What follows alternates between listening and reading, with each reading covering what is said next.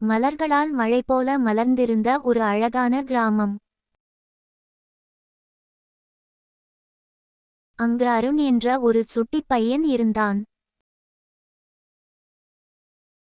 அருண் என்ற 10 வயது சிறுவன் தினமும் மொபைல் போனில் கேம்ஸ் விளையாடுவதை அதிகம் விரும்புவான். பள்ளிக்கூடம் முடிந்ததும் நேரடியாக வீட்டிற்கு வந்து படுக்கையில் உட்கார்ந்து விழிகள் எங்கும் திரையிலேயே இருந்துவிடும். பெற்றோர் எவ்வளவோ அறிவுரை கூறினாலும் அவன் கேட்கவேயில்லை. ஒருநாள் மின் தடை ஏற்பட்டது. போன் சார்ஜ் இல்லாமல் அணைந்துவிட்டது.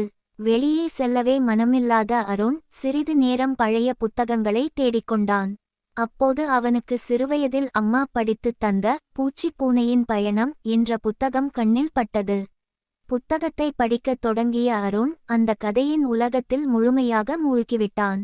கதையின் ஒவ்வொரு படியும் அவனை சிந்திக்க வைத்தது.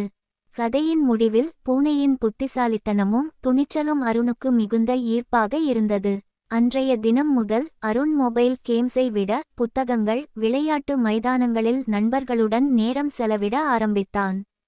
அவனது வாழ்க்கை மெல்ல மாற்றம் அடைந்து கணினித்தொடர் அல்லாத வாழ்க்கையின் சுவையை உணர ஆரம்பித்தான். போன் ஒரு கருவி மட்டுமே, வாழ்க்கையின் நோக்கம் அல்ல.